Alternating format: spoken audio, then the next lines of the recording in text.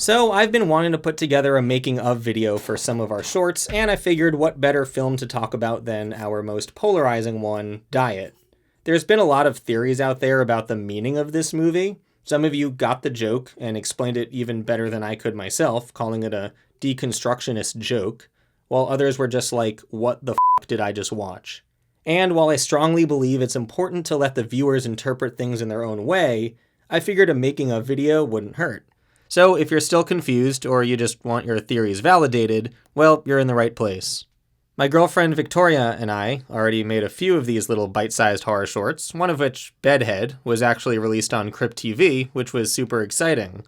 Then we went crazy and spent almost a month putting together The Ice Cream Man, which featured a monster coming out of the freezer and human flesh melting like ice cream because, as independent filmmakers with small budgets, we love to keep things simple. After releasing these short films and watching a ton of other short horror films online, I began to want a little more out of the story. I found most of these films, my own included, to be somewhat predictable. A girl is home alone, something creepy happens, she walks slowly toward the creepy thing, and then a monster appears and she dies. It's effective, but not unlike anything I've seen a million times before. We were actually on a hike with our friend Wes, the star of Diet, and I was thinking, how can I play around with the predictable nature of these horror films while still keeping what makes them fun and scary?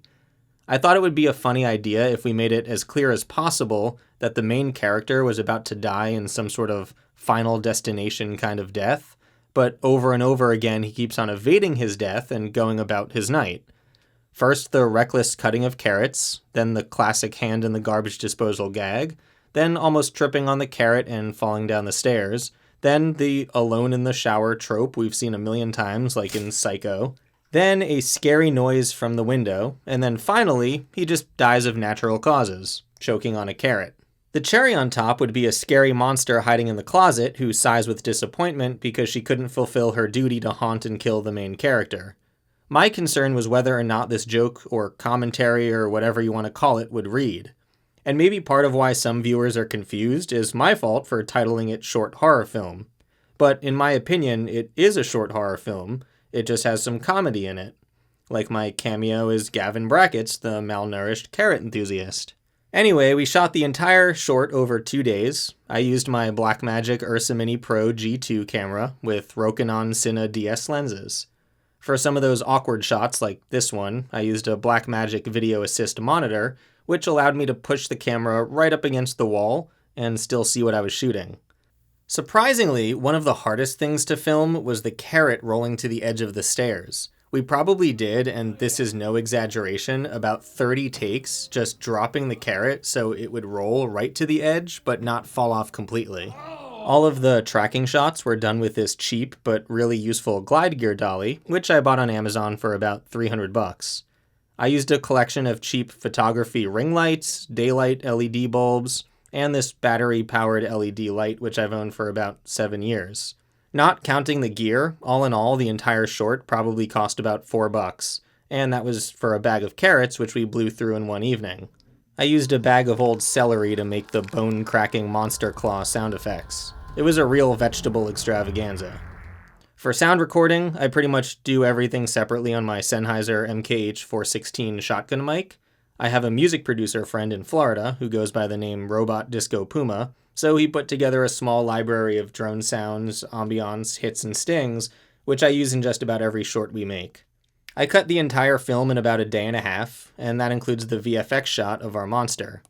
I'm somewhat new to After Effects, so this project was also an experiment to see how well I could turn Victoria into, as many of you would say, a carrot-loving closet grandma, which sounds like a euphemism for I don't even know. I had Victoria stand in the closet wearing these monster claws we bought from the Horror Dome for another project a while back. She went through the action as her normal self, then, without touching the camera, I shot the whites of her eyes, and then we held up the monster mask, also from the Horror Dome. This is a cool site, you should check them out. That way I could mask out some of the texture, the wrinkles and even the teeth, and then motion track that along with the whites of her eyes onto the original shot. For anyone interested in actually trying out this demon effect on their own, I actually put together an in-depth tutorial on my other channel, Cineguac. I'll leave a link in the description. I think it was nice for Victoria to play the monster for a change, since she's pretty much been the star of every other short we've made on this channel. Seeing Wes step into the lead role was really fun to watch. He's great to work with, and his wild man look, I think, really added to the style that we were going for. Usually you see a hot girl, home alone, investigating that creepy noise outside of the window, but here we have Wes, full beard, cut-off gym shirt, reenacting classic shower scenes, complete with shower singing. It was just so nice having another person with us for the shoot. Usually it's just Aaron and I doing everything. We even start off every new concept saying, okay, what can we do, just the two of us, with what we currently have? And yet still we end up pushing the story to the point it's hardly doable for just two people.